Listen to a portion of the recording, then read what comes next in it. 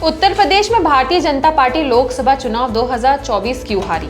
इस सवाल के जवाब में पार्टी के प्रदेश अध्यक्ष भूपेंद्र सिंह चौधरी ने आलाकमान को 15 पेज की रिपोर्ट सौंपी है। दरअसल लोकसभा चुनाव का परिणाम घोषित होने के बाद से यूपी भाजपा में कलह की खबरें सामने आ रही है।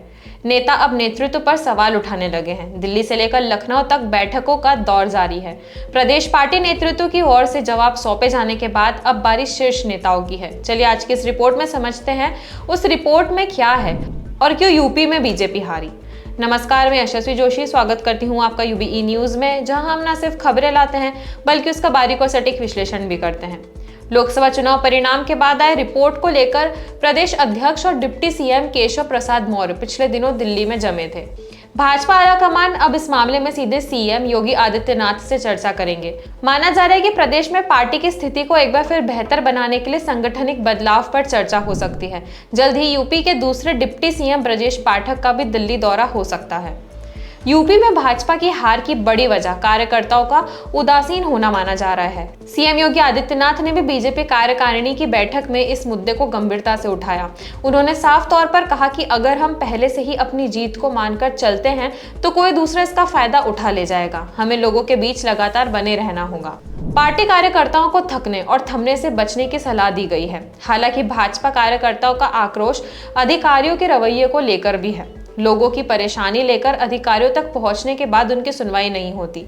इसी कारण कार्यकर्ता अब लोगों के बीच जाने से बचते हैं। कार्यकर्ताओं की नाराजगी की रिपोर्ट आने के बाद डिप्टी सीएम केशव प्रसाद मौर्य का बयान आया है कि अगर सरकार से संगठन हमेशा बड़ा है और रहेगा, वहीं कार्यकर्ताओं को पूरा सम्मान दिया जाने की बात भी कही है। कुछ इसी प्रकार का बयान दूसरे डिप्टी सीएम ब्रजेश पाठक का भी आया था। कानपुर में एक कार्यक्रम के दौरान उन्होंने कार्यकर्ताओं को परेशान किए जाने पर कार्रवाई की बात की थी और माना जा रहा है कि आलाकमान सीएम योगी ने इस संबंध में अलग से चर्चा की है। बीजेपी सूत्रों के अनुसार पार्टी प्रदेश अध्यक्ष भूपेंद्र सिंह चौधरी ने लोकसभा चुनाव 2024 के नतीजों पर 40,000 कार्यकर्ताओं के साथ चर्चा की। सभी 80 लोकसभा सीटों पर पार्टी कार्यकर्ताओं से बातचीत हुई। फीडबैक आधार पर 15 पेज की रिपोर्ट तैयार की गई है। पिछले 2 दिनों में प्रदेश अध्यक्ष ने पीएम मोदी, गृह मंत्री अमित शाह और पार्टी अध्यक्ष जेपी नड्डा से मुलाकात की। अपनी रिपोर्ट उन्हें सौंप दी है। इस पर अलग से चर्चा की खबरें भी हैं। रिपोर्ट में कहा गया है कि राज्य के सभी 6 क्षेत्रों यानी पश्चिमी यूपी, ब्रज, कानपुर, बुंदेलखंड, अवध, गोरखपुर और काशी क्षेत्र में पार्टी के वोट शेयर में कम से कम 8% की कमी आई है। पार्टी कार्यकर्ताओं की रिपोर्ट के अनुसार पश्चिम और काशी क्षेत्र में पार्टी का प्रदर्शन काफी खराब रहा। इस क्षेत्र की 28 में से महज 8 सीटें भाजपा के पाले में आई। ब्रज क्षेत्र में पार्टी को 13 में से 8 सीटें मिली। वहीं गोरखपुर में पार्टी को 13 में से केवल 6 सीटें मिली। अवध की 16 में से 7 सीटें मिली हैं और वहीं कानपुर, बुंदेलखंड में बीजेपी अपनी मौजूदा सीटों पर वापस पाने में विफल रही। यहाँ पर 10 में से केवल 4 सीटों पर पार्टी को जीत मिली है।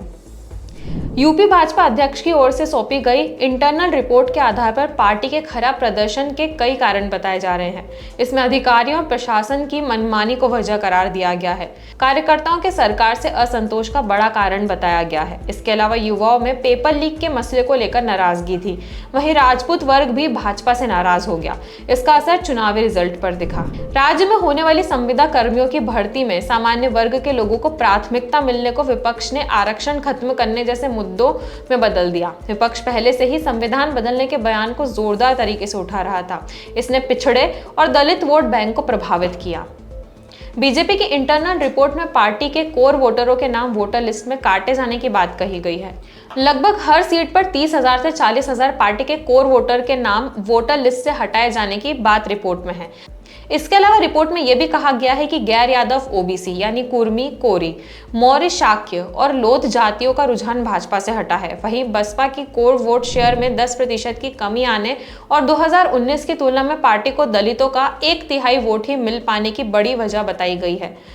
रिपोर्ट में कहा गया है कि अगर कार्यकर्ताओं के साथ सरकारी अधिकारियों और प्रशासन का व्यवहार सम्मानजनक हुआ तो आगामी चुनाव में प्रदर्शन बेहतर हो सकता है। तो यह थी हमारी आज की खास रिपोर्ट और आपको यह कैसी लगी अपने विचार हमसे जरूर साझा करें। वीडियो पसंद आए तो इसे लाइक और शेयर करें, साथ ही चैनल को सब्सक्राइब जरूर करें। यूबी न्यूज आपके लिए लाता रहेगा देश विदेश से जुड़ी ऐसी खबरें। तब तक के लिए धन्यवाद।